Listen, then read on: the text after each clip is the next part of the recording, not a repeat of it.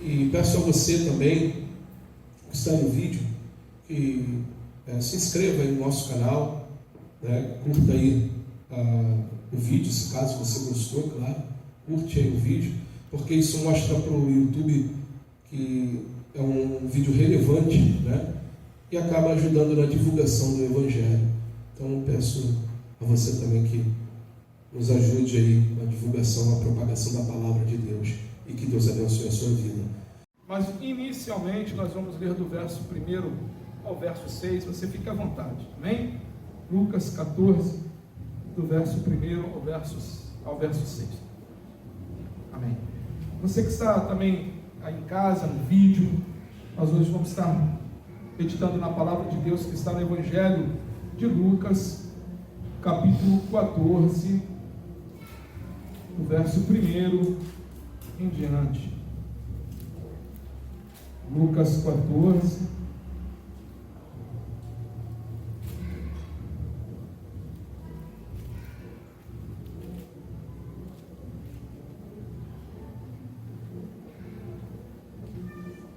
obrigado, meu irmão.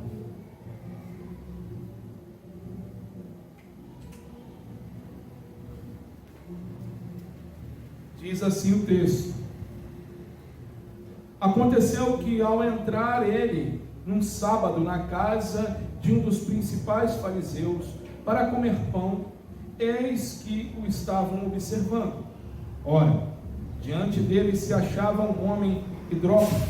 Então Jesus, dirigindo-se aos intérpretes da lei, aos fariseus, perguntou-lhes: é ou não é lícito curar no sábado? Eles, porém, nada disseram. E tomando, o curou e o despediu. A seguir lhes perguntou: qual de vós, se o filho ou o boi cair num poço, não o tirará logo, mesmo em dia de sábado? Amém? Até aí, irmãos. Senhor Deus, Pai querido e amado, Pai, te peço mais uma vez, tomai a minha vida em tuas mãos, o meu intelecto, os meus sentimentos, e que tudo o que venha a ser dito aqui nesta noite venha do teu coração para os nossos corações, Senhor. Iluminai a nossa mente e, Pai, dai-nos o entendimento através do teu Santo Espírito, para entendermos tudo aquilo que o Senhor quer ministrar a cada um de nós. Senhor, te pedimos também por cada um dos nossos amados irmãos que estão no Brasil, no mundo afora, pregando tua palavra, pregando o teu evangelho, Senhor. Continue fortalecendo os teus filhos, continue, Pai, movendo, Senhor, e que o seu evangelho continue sendo propagado aos quatro cantos dessa terra. Pai, te agradecemos pelo teu amor, pelo teu cuidado para conosco, em nome do seu Filho amado, nosso Senhor Jesus Cristo. Todos digam amém? Amém, graças a Deus. Podemos sentar, meus queridos. Amados, o capítulo 14 de Lucas registra Jesus na casa de um dos principais fariseus para comer pão. Estava ali fazendo uma refeição. A casa desse líder tornou-se o palco de um grande milagre e de profundos ensinamentos sobre a salvação e o preço do discipulado. Jesus estava ali, ele foi convidado a estar naquela casa, e naquele momento, um sábado, onde a lei dizia que não poderia, era um dia para descansar, um dia para retirar, mas a lei de Moisés não falava que não podia curar, amém? Isso era uma prática dos fariseus, foram eles que colocaram isso. Então, Jesus ele vem combatendo essa questão da religiosidade, né? Então, depois nós vemos aquele até chamando a atenção e com ar de ironia, né? Se caso o seu filho ou o seu boi cai num buraco, você não vai lá salvá-lo porque é sábado? Então ele estava falando que, no caso, curar aquele homem poderia, não havia nada que impedisse a cura daquele homem.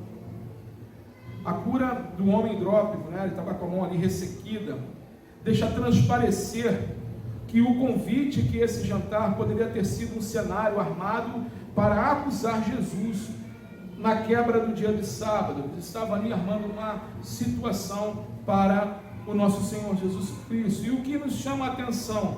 Primeiro, o lugar, um convite. Olha o que aconteceu aqui no capítulo 14, verso 1. Aconteceu que ao entrar ele Aconteceu que, ao entrar ele num sábado na casa de um dos principais fariseus para comer pão, eis que o estavam observando. Amados, muitas das vezes nós somos chamados, somos convidados ou estamos em certos lugares e levamos o nome do nosso Senhor, né? As pessoas perguntam, a conversa vai, conversa vem, né? E muitas vezes perguntam assim, qual é a sua religião? Né? Trabalho, né? Escola, e aí você fala, eu sou cristão protestante, né? Sou evangélico, e as pessoas começam a observar os nossos atos, amém? Né? Parece que, né, ficam ali, tem um sensitrômetro, um crentômetro, né? Para saber se você condiz com aquilo que você está falando, né? E uns até torcem que você dá uns trupicão, caia, né? Se rale, né? Então, o que estava aqui nessa situação, eles estavam aqui armando uma circunstância para, né, dar de entender aqui, para pegar Jesus, para condenar o mestre, para falar que ele não era realmente um profeta vindo de Deus, que ele não era um homem de Deus. Mas Jesus era muito mais do que aquilo que eles estavam imaginando. Ele era o Messias, ele era o Yeshua HaMashiach. Ele era, não, ele é, ele continua sendo, é que ele veio e cumpriu. Amém, irmãos? Então, em segundo lugar, nós vemos que aqui fala, eles estavam observando. Amados, as pessoas observam a nossa conduta, elas observam a nossa vida. As pessoas, muitas das vezes, há um dito comum, que a Bíblia que as pessoas vão ler aí fora são as nossas vidas, são as nossas vidas, o nosso testemunho. Porque o não crente, muitas das vezes, ele vai pegar a Bíblia, ou ele vai ler aquilo saltitado, vai pegar um verso que ouviu não sabe aonde, e acaba até pegando o dito popular e dizendo que estava nas Escrituras, e não está, né? Então, muitas das vezes, o que a pessoa lá fora, o que nossos parentes, amigos, vizinhos vão ver, a Bíblia que eles vão ler são as nossas vidas, são a forma que nós conduzimos a nossa vida. E Jesus estava aqui com todo o amor, se expressando ali, vendo toda aquela, nós vamos depois decorrer no capítulo, vocês vão entender melhor toda a situação que estava aqui acontecendo na casa desse fariseu.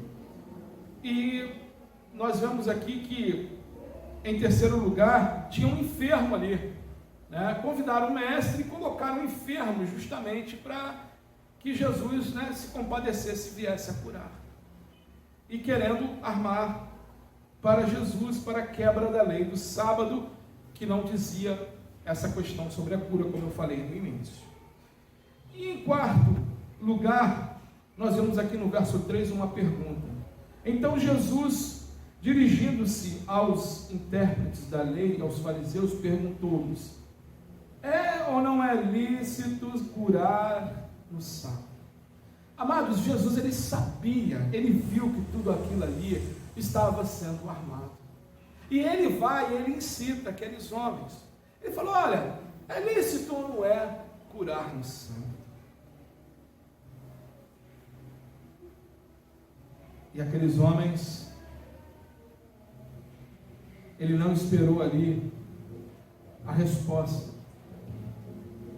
Diz aqui no verso 5, a seguir lhes perguntou: qual de vós? Perdão. E eles, porém, nada disseram. Verso 4, mandou e curou e o despediu. Jesus, ele foi lá, ele viu que ficou, aquela história, né, quem cala consente, mas ele não conseguiu nem responder. Jesus foi lá e curou aquele homem, sem se importar do que era o achado dele, a religiosidade dele. Jesus foi lá, pegou aquele homem, curou e o despediu. Amados, o que depender de você, glorifique o nome de Deus. No que depender da sua atitude, faça aquilo que a Bíblia manda você fazer. Muitas das vezes, irmãos, Paulo fala que a nossa briga, a nossa luta não é contra a carne e não é contra o sangue. Muitas das vezes a gente vive situações que dá vontade, né, de segura para não pular no pescoço de alguém, amém? Me segura, Jesus. A Bíblia fala: irai-vos, né? Mas não pequeis, não vá, né? Jesus ali, ele foi, e ele fez justamente ao contrário. Aqueles homens ali, ele foi para confrontar e ensiná-los. Olha, o reino de Deus é muito mais do que isso, que vocês acham que conhecem. E ele foi lá e curou aquele homem, e logo despediu. Olha, para que eles não fossem, para que eles não confrontassem. E quando nós vemos aqui Jesus curando esse homem, o nome de Deus sendo glorificado, e logo depois, no verso 5 e 6, você vê Jesus confrontando. Olha o que fala aqui. A seguir, ele lhes perguntou: qual de vós, se o filho ou o boi cair num poço, não tirará logo, mesmo em dia de sábado? No verso 6 diz: a isto nada puderam responder. Amados, o mesmo Deus que nos coloca em situações adversas, o mesmo Deus que permite que circunstâncias adversas sejam movidas em nosso meio, ou aparentemente contra nós, se nós nos submetemos à vontade dele, ele muda as circunstâncias, ele nos dá sabedoria para mover e sair dessas circunstâncias, e o nome dele ser glorificado. Ser glorificado. Eu me lembro, eu acho que eu já contei isso aqui na igreja, assim que eu me converti, pai da Fernanda, né? Antigamente a gente, né, eu, né, na minha época do mundo, né, da 1 a 51, misericórdia, Deus me livrou disso. E chegava ano novo, tinha lá o pai da Fernanda, né, botava ali uma champanhe, aquela coisa, e eu ali fiz um voto a Deus, e né, quando Deus me libertou disso, e comprou taça nova e tudo no dia, e Deus já tinha tocado no meu coração. E eu falei: e agora, como é que eu vou falar para ele que, né? E eu ali novo na fé, orei, aquele momento ali que eu vi ele pegando a taça, orei e falei assim: meu Deus, me dá sabedoria, não quero machucá-lo, gosto, amo ele, não quero dar uma resposta que possa, né, que a pessoa possa ficar chateada, mas eis-me aqui. E aí, quando ele abriu, na época, o Guaraná Antártica, tinha, havia em cima da mesa do Guaraná Antártica, tinha aquele escrito champanhe. Lembram disso, né, o pessoal ele era escrito assim, champanhe. Aí quando ele veio, eu falei assim, comprei até taça nova para a gente brindar o ano novo. Ele todo feliz, coitado. Eu falei: meu Deus do céu, é agora? Eu falei: ô senhor Raimundo, eu vou até brindar, a gente vai brindar aqui, a gente brinda aqui com a taça nova, né? Só que o líquido que vai no meu corpo vai ser um pouco diferente do senhor. Ele: mas por quê? Eu falei: não, então, vamos, assim, o senhor bota aí a champanhe para o senhor, e eu no meu, eu boto o Guaraná. Ele: poxa, mas comprei champanhe e tal. Eu falei: não estou. Aí eu expliquei para ele, ele ainda não entendeu muito, né? Não, mas não precisa ser tanto assim e tal. Eu falei: não, mas é algo entre mim e Deus e tal. Eu falei: olha só, vamos lá, vamos ver aqui o negócio.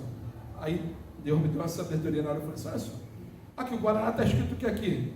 Champanhe, então também bebendo Guaraná, é Guaraná Antártica, champanhe. Então a gente bota no copo e brinda. Eu falei: pô, aí veio essa frase na minha cabeça: o que é mais importante? O líquido que está dentro do copo ou o momento do brinde?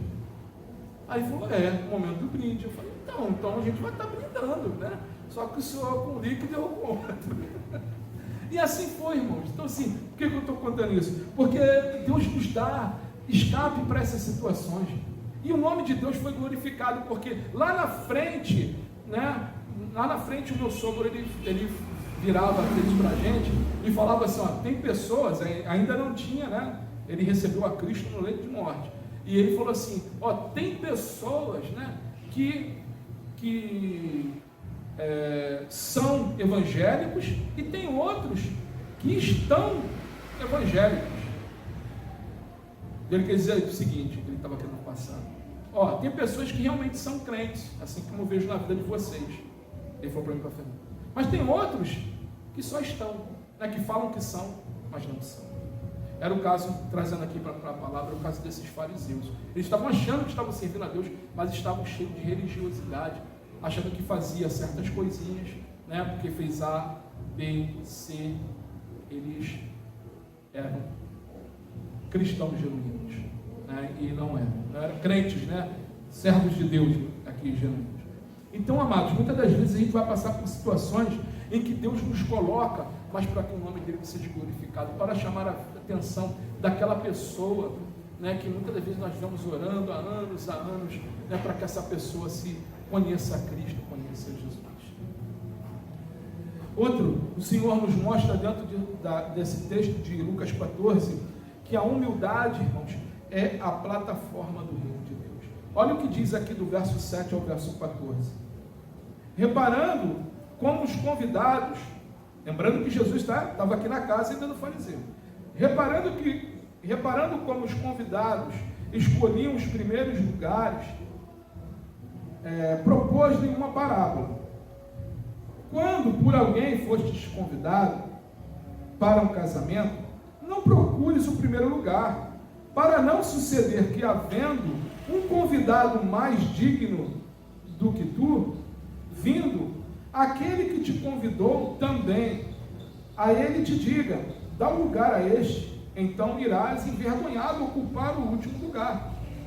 Pelo contrário, quando fores convidado, vai tomar o último lugar, para que, quando vier o que te convidou, te diga, amigo, senta-te mais para cima, ser-te-á isto uma honra diante de todos os mais convidados. Pois todos os que se exaltam será humilhado, e o que se humilha será exaltado.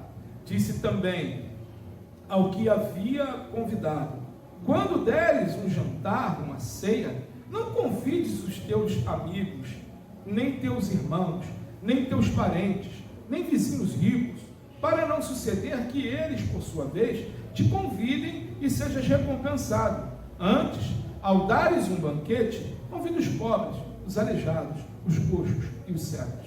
E serás bem-aventurado pelo fato de não terem eles com que recompensar-te. A tua recompensa, porém, tu a receberás na ressurreição dos justos. Amados, a humildade é a base do cristianismo. Jesus, ele veio até a forma que nosso Senhor veio, né, onde ele se esvaziou de si. Ele se humilhou, encarnou e veio para nos salvar. Enquanto Jesus ele era observado aqui pelos convidados ele observava os convidados desse fariseu, ao mesmo tempo que eles censuram Jesus por curar o homem da mão ressequida no sábado, eles estão nutrindo no coração, nesse próprio jantar, uma atitude de soberba. Eles estavam ali preocupados aonde iam sentar, o que iam comer, mas não estavam preocupados com a companhia, com as pessoas que estavam perto deles, com quem eles deveriam dar atenção. Amados, Jesus está dando uma lição aqui, mostrando que o mais importante são pessoas. O mais importante são a vida das pessoas. Ele, em primeiro lugar aqui, a necessidade, ele mostra uma necessidade imperativa aqui da humildade. Quando Jesus ele ensina, é interessante, irmãos. Você imagina a cena, você vai num casamento, né, uma festa, tem lá aquele lugar reservado. Aí não sei se vocês já viram isso, só acontece nas festas que eu vou, né? Aí a pessoa vai lá e senta no lugar que está escrito reservado, e não era reservado para ela, ou para ele, né? Já aconteceu isso? Vocês viram ou só eu, né? Isso quando não bota o nome a pessoa tira. Aí o que acontece?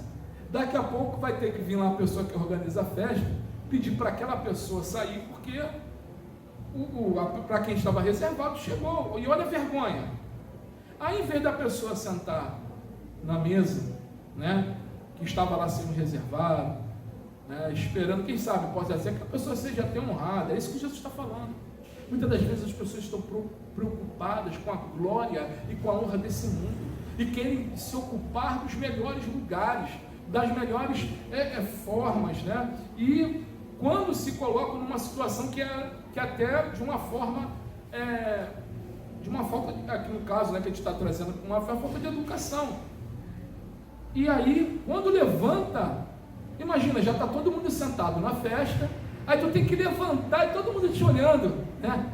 E olha lá, aí chama atenção, né? Aí a pessoa quer ver se sentasse no lugar lá normal, nem ia chamar atenção, a pessoa, né? E ela está sentada tranquila, participar da festa. Ou até mesmo o que Jesus falou, o convidado poderia vir até você e falar assim: poxa, você está tão aí distante de tudo, vem para cá. E aí, ó, isso é honra. O que Jesus quer estar nos ensinando, irmãos?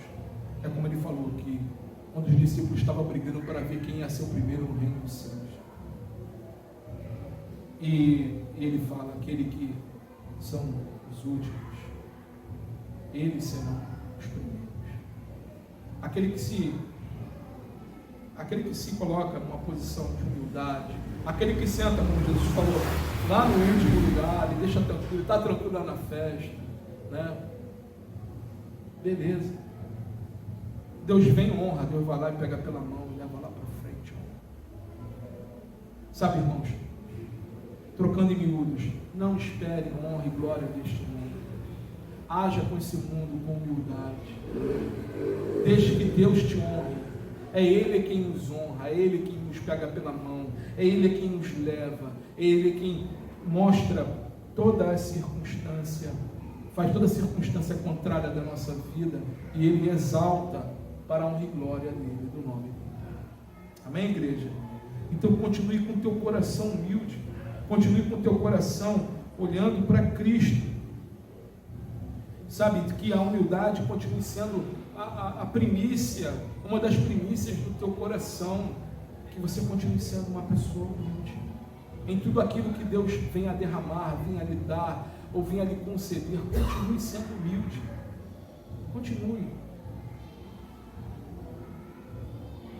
porque quando nós somos humildes, o Senhor, Ele com certeza, Ele vai te exaltar. Amém, igreja?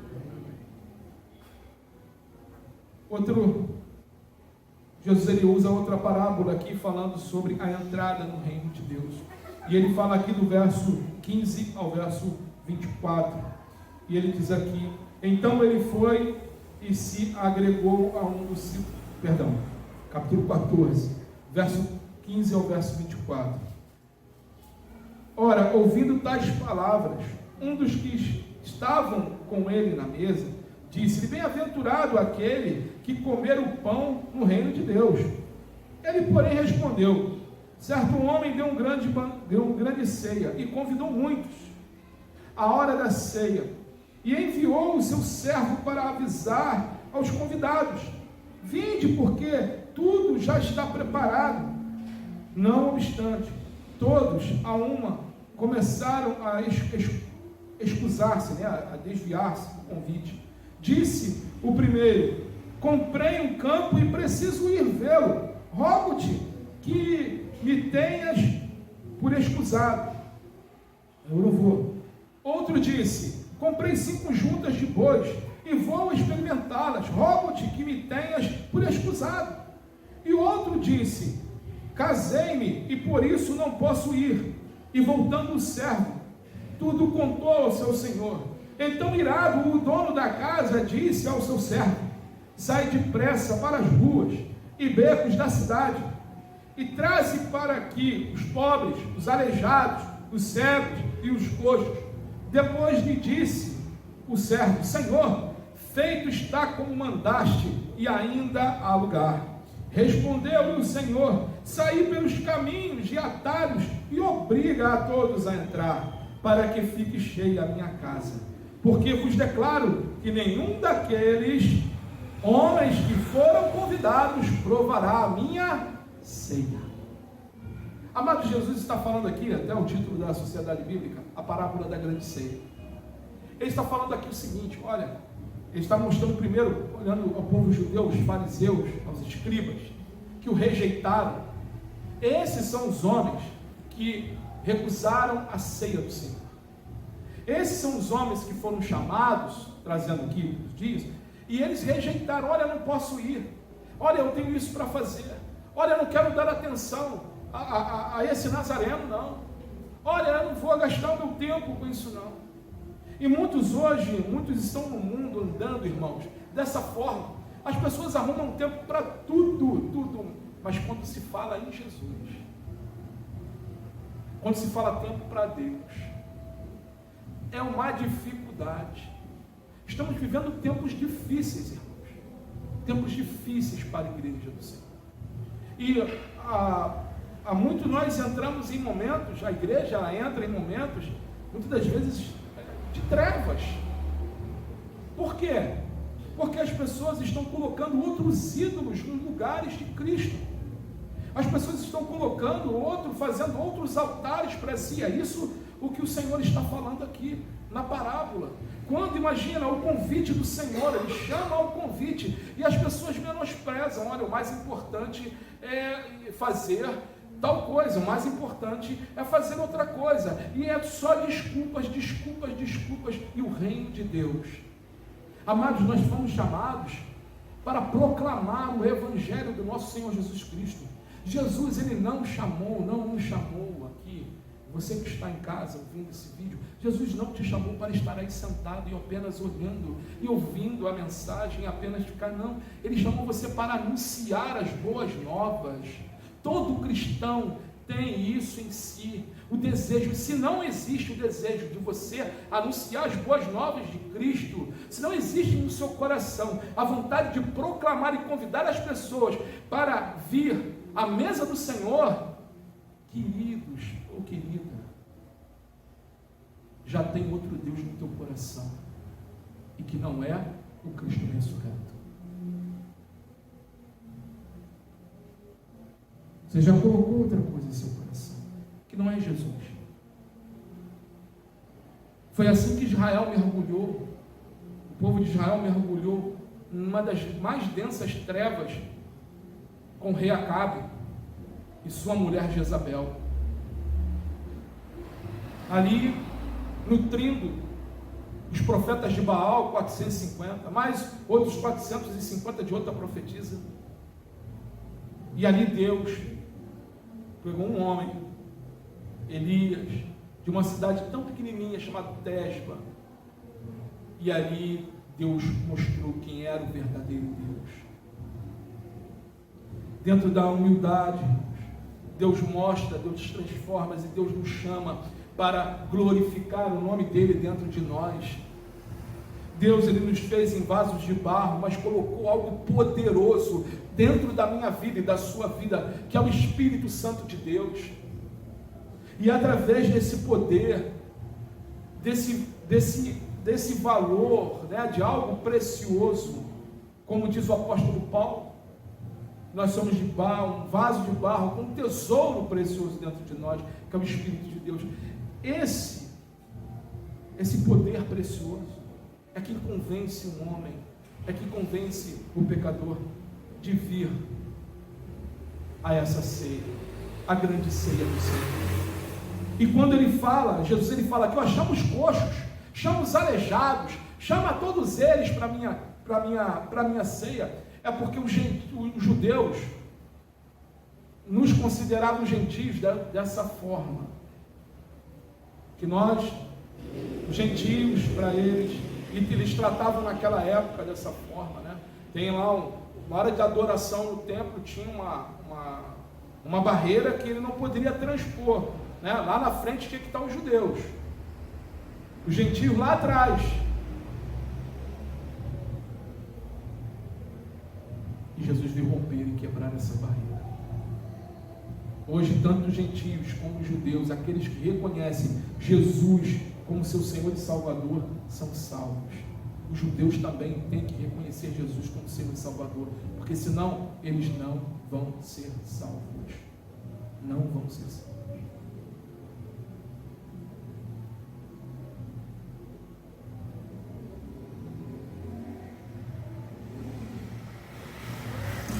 E Jesus, ele nos chama, através do amor e humildade, a convidar as pessoas a ser discípulos, a continuar apregoando um ano aceitável do Senhor.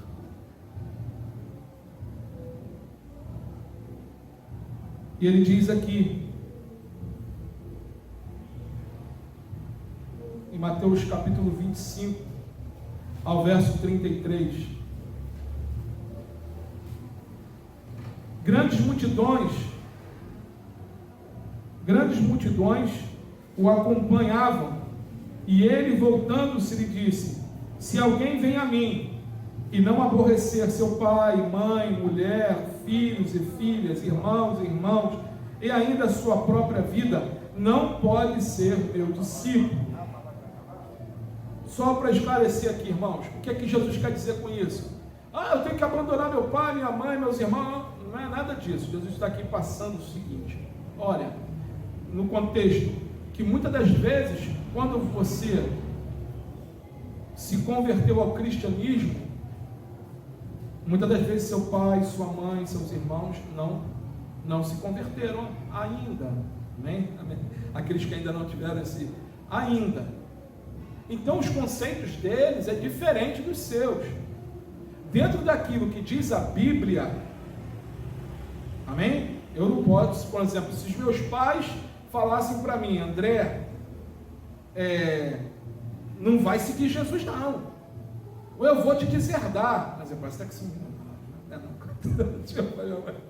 eu vou te deserdar. Aí entra essa passagem, uma das situações. Aí entra essa passagem: olha, pai, amo o Senhor, amo minha mãe, mas pode ficar à vontade de me deserdar, mas a Cristo eu não nego.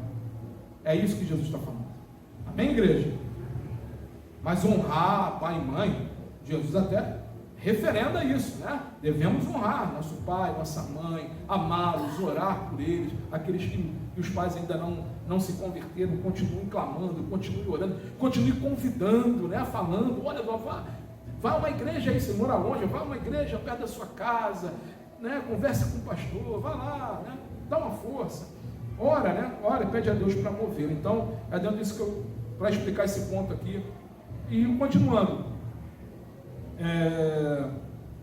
e qualquer que não tomar a sua cruz, verso 27, e vier após mim, não pode ser meu discípulo. Ou seja, existe uma cruz, existe um tomar uma cruz, existe carregar o cristianismo. Amém, igreja? Não pode ser meu discípulo, verso 28, pois qual de vós, pretendendo construir uma torre, não se assenta primeiro para calcular a despesa e verificar se tem os meios para concluir, para não suceder que, tendo lançado os alicerces e não podendo acabar, todos os que a virem zombem dele, dizendo: este homem começou a construir e não pôde acabar. Ou qual o rei, que indo para combater outro rei, não se assenta primeiro para calcular se com 10.000 homens poderá enfrentar o que vem contra ele com 20.000. Caso contrário, estando outro ainda longe, envia-lhe uma embaixada pedindo condições de paz. Assim, pois, todos aqueles que dentre vós não renuncia a tudo quanto tem, não pode ser meu discípulo. Ponto. O que Jesus está falando? Ele está falando o seguinte: olha, ser meu discípulo tem um negar a si mesmo. Ser meu discípulo, muitas das vezes, né, seus pais, seus familiares vão vir contra você. Muitas das vezes eles não vão entender, porque eles ainda não foram iluminados pelo Espírito Santo. Ser meu discípulo requer abnegação. Ser meu discípulo requer negar-se a si mesmo, negar suas vontades. Ser meu discípulo requer tomar a minha cruz, levar o nome de cristão e não esconder, né? A gente 007 só é bom no cinema, irmãos. Para o cristianismo não. O cristianismo, né? Todo mundo. Então, nós levamos Cristo, somos cristãos. E isso, levar o nome de Cristo, o que ele está falando, levar o nome de Cristo, qual é a responsabilidade disso? Perseguição. a observância, né? Que estava lá no início do texto. As pessoas observando que você é um cristão, seu modo de agir, seu modo de se comportar, seu modo de falar. Então ele está falando, existe um negar a si mesmo, existe um andar diferente, existe um andar com Cristo, existe uma cruz para carregar. Existe uma cruz para carregar. Ser discípulo de Jesus exige sermos diferentes. Mas lembre-se, participamos da ceia, da grande ceia, desse convite que muitos que o mundo mostra como forte, não vão participar. Mas aqueles cujo esse mundo é julgados como fracos, esses sim, vão participar dessa grande ceia do Senhor. E o Senhor nos manda, convide, chamem todos. Chamem todos. E Jesus, ele fala aqui no verso 33, assim, pois todo aquele que dentre vós não renuncia a tudo quanto tem, não pode ser meu discípulo. Aquele que dentre nós não paga o preço de servir a Cristo, preço de andar com Cristo, não pode ser discípulo. E muitas das vezes, irmãos, Jesus, ele pode falar isso, ele pode nos pedir isso, porque ele pagou um preço muito alto por minha vida e por sua vida. E ele nos dá a certeza, como diz lá em Mateus 28, que ele está conosco até a consumação dos séculos. Até a consumação dos séculos. Amados, continuem, sabe, deixando o Espírito Santo usar as suas vidas. Continuem anunciando o Evangelho de Cristo. Continuem orando pelos perdidos, clamando por eles. Continuem convidando para a festa, para a ceia do Senhor. Continue convidando as pessoas, falando com as pessoas. Continue dizendo que você é cristão e afirmando o seu cristianismo, seja com quem for. Seja com quem for, irmãos. Eu me lembro dos últimos treinamentos que eu fiz na época da empresa onde eu trabalhava, foi lá em Belo Horizonte, e estava com um empresário lá, e um dos vendedores dele, né, era também cristão, e ele chegou para mim e falou assim, ele gostou muito de mim, conversando lá, aquela coisa toda, queria até me fazer convite, né, para ir para Belo Horizonte. Aí eu falei com ele, né, nas questões de conversa, aí falando, né, aquela maracutaia que todo mundo sabe que tem aí no negócio de licitações e tal. Aí eu falei para ele que eu não participava, a minha fé e a minha conduta também, como da forma que meus pais me criaram, eu não participava. Tanto é que eu não vendia para órgão público, era só para particular. Meus clientes eram só laboratório particular. E ele falou para mim, mas se eu tivesse um vendedor na minha equipe que fizesse isso, eu ia ter que mandar o cara embora. Aí eu falei para ele assim, fulano, na minha situação eu abro a mão do cliente para outro vendedor, ele vai lá e faz. Agora eu não me meto nisso. Então, irmãos, por que eu estou falando isso? Porque muitas vezes o mundo lhe pressiona, mas Deus, ele te honra. Eu sempre bati minhas metas, de vendas, sempre o Senhor abençoou, milagres aconteciam, eu vendia para a Redditor inteira.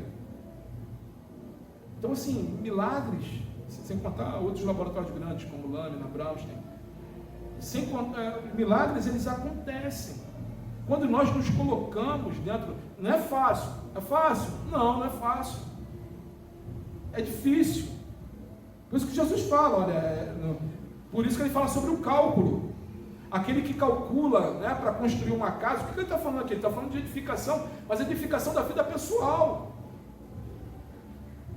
né? Porque aquele que constrói para no meio do caminho e fica lá, né? As pessoas não, o cara lá construiu, ficou aquela construção lá, ó, né? A mesma coisa ele está falando aqui na vida espiritual, na vida cristã, a vida que começa e daqui a pouco para, né? Faltou rebocar o tijolo vamos dizer assim, da vida pessoal, ou fazer o acabamento interno. Mas por quê? Porque temos que calcular o custo. Ou aquele que é cristão, ele sabe do custo. Ele sabe do custo. Ele sabe que Deus ele vai cobrar no bom sentido. Vai botar um cara lá baixinho, gordinho, para ficar falando na sua cabeça, lembrando sobre o Evangelho, ou outro também pode ser um magrinho, altinho, Deus é que sabe quem ele coloca, né? E vai trazendo vários homens de Deus que tem, estou brincando aqui, mas Deus ele levanta homens, ele levanta pessoas para poder falar e para nos lembrar disso. Ainda existe uma cruz, ainda existe, né, como diz até uma canção, um preço a pagar. Nós estamos pagando e vamos pagar esse preço que é um pagamento que eu acho que é maravilhoso para todo aquele cristão, em saber do que nós já temos a receber lá na frente, irmãos. Para encerrarmos, o verso 34 ao verso 35 diz assim: o sal é certamente bom. O sal é certamente bom. Caso, porém, se torne insípido, como restaurar o sabor? Nem presta para a terra, nem mesmo para o monturo. Lança-no fora. Quem tem ouvidos para ouvir, ouça. Olha que frase interessante essa final, né? Mas vamos pegar aqui nisso. Primeiro ele fala sobre o sal. Jesus está falando assim, o sal, irmãos, ele muda o sabor da comida. Comer uma carne sem sal, né? Não dá. Uma batata, a pessoa, né? Vai botar uma batata frita, maravilhoso. Né? Eu já acostumei a comer ela, ver que menos sal possível, sem sal para mim. Azaf não, botar azaf e tasca sal na batata. Né? O sal dá o sabor. Né? Então é o que Jesus está falando. Olha, nós somos o sal da terra, nós é quem damos o sabor, é nós que anunciamos e colocamos sede na boca do pecador. O Espírito Santo usa a nossa vida para isso, para entender aonde tem água, a água da vida. Aonde são as fontes da água da vida? É o que o Senhor fala, que nós somos fontes da água da vida a jorrar para a vida eterna, irmãos. Você é uma fonte do Senhor, nós somos uma fonte do Senhor. Continue sendo sal, continue testemunhando de Cristo. E ele fala aqui, bom, caso porém se torne insípido, como restaurar o sabor? Ou seja, se o sal é insípido, se o sal não tem gosto, acabou, não serve para nada. Para que serve o sal? Você vai lá, compra o sal no mercado, coloca em casa, vai botar na carne, na batata, o sal não dá sabor. O que você vai fazer com aquele sal? Não serve para nada. Serve para quê? Jogar fora. É o que Jesus ele fala. Nem presta para a terra e nem mesmo para o monturo. Lança-no fora. Lança-no fora. Se o sal é insípido, se o sal não dá gosto, se o sal, irmãos, acaba, esse sal, a pessoa nunca teve realmente o cristianismo no seu coração. Então, queridos, não se deixe levar, não se deixe a sua vida ficar morna, mas busque a Deus, continue fazendo a diferença, continue mudando esse mundo através do Evangelho de Cristo Jesus, continue sendo discípulo, continue proclamando a salvação do Senhor Jesus Cristo, continue tendo reverência com Deus, continue tendo temor. A Bíblia fala que o temor ao Senhor é o princípio, o que, irmãos? Lembra? Da sabedoria. Da sabedoria. O temor é tratar Deus com respeito. Mas para concluirmos, Jesus nos chama a cada cristão a ser seu discípulo, andando na graça de Deus, ou seja, na dependência do Senhor. Nós estamos aqui andando na dependência de Deus, amém, igreja? Expressando humildade, o modo de vida que você tem, a forma que você anda. Humildade não tem nada a ver com situação financeira, humildade tem a ver com pessoa. Amém? Eu conheço pessoas que são extremamente bem de vida e são grandiosamente humildes. Eu conheço pessoas que são extremamente pobres e são soberbos lá em cima. Só eu conheço gente assim? Não, né? Então, assim, isso não tem nada a ver com o estilo de vida. Humildade tem a ver com a sua pessoa, com o seu modo de vida, ok? Anuncie o banquete da salvação. Continue sendo um evangelista. Continue falando do amor de Cristo. As pessoas que Deus colocar no seu caminho. Quando o Espírito Santo, ele, sabe, dá aquele borbulho no teu coração e fala agora. Abra a boca e fale. Deixe o Senhor te conduzir. Abra a Bíblia. Às vezes, muitas vezes tem alguém que está passando por um momento, está perto de você e precisa ouvir uma palavra, e às vezes Deus traz aquela palavra que você já leu anteriormente. Abra ali a Bíblia, lê com a pessoa, fala assim, poxa, a gente está aqui falando, eu me lembrei disso aqui, ó. Vem ler comigo. Entendeu, irmãos? Deixa o Espírito Santo agir. Agora, convencer com o Espírito Santo, mas você está fazendo o seu papel de discípulo, você está fazendo o seu papel de cristão, você está evangelizando, sendo discípulo de Cristo. Lembrando mais uma vez, Jesus chamou a todos nós para sermos discípulos. O que quer dizer ser um discípulo de Cristo? Renúncia. Renúncia. É colocar o Senhor sempre em primeiro lugar em nossas vidas. É amar a Deus, como diz o primeiro mandamento, acima de todas as coisas, com todo o nosso entendimento, com todo o nosso ser. Então, seja um discípulo de Cristo, continue sendo um discípulo de Cristo. E depois o Senhor nos chama a ser de o que, irmãos? Discipulador. O que é discipulador? É a pessoa que influencia as pessoas ao seu redor. As pessoas que vêm na sua vida e veem assim, poxa, essa pessoa realmente é crente, essa pessoa realmente é um cristão, essa pessoa realmente é sal, essa pessoa realmente teve um encontro com Cristo. Amém, igreja? Para encerrarmos, queria ler esse texto aqui em Lucas capítulo 9, verso 23. Jesus dizia a todos: se alguém quer vir após mim, negue-se a si mesmo, dia a dia, tome a sua cruz e siga-me. Esse verso me chama muita atenção, quando Jesus ele fala assim, dia a dia. Amados, dia a dia, nós temos que negar a nós mesmos, temos que negar as nossas vontades, para fazer aquilo que o Senhor Jesus quer que venhamos a fazer. E aquilo que Jesus quer que você venha a fazer, você e Ele sabem. Amém, igreja? Vamos orar para encerrarmos nosso culto e que Deus nos abençoe, queridos. Vamos curvar nossa cabeça. Senhor Deus, Pai querido e amado, te pedimos perdão, Pai, por muitas das vezes não observarmos ou negarmos o dia a dia. Senhor, tomai-nos em Tuas mãos. Não queremos estar, Pai, andando somente, levando o nome de cristão, mas nós queremos continuar fazendo a diferença neste mundo. Queremos continuar, Senhor, sendo os Seus discípulos e também discipuladores, Senhor, das pessoas que estão ao nosso redor. Usa as nossas vidas, Senhor, usa a nossa família, usa a nossa casa, usa esta igreja, Senhor. Continue usando, Pai, tocando em corações, movendo o Santo Espírito de Deus, porque só o Senhor é capaz de quebrar as cadeias, ó Pai, daqueles que estão presos. Pai querido, em nome de Jesus, como diz a Tua palavra, que o Senhor é aquele, Senhor, que convence o homem do pecado. Ó Santo Espírito de Deus, vai tocando em cada coração, vai mostrando, Senhor, o Teu plano para cada vida, Senhor.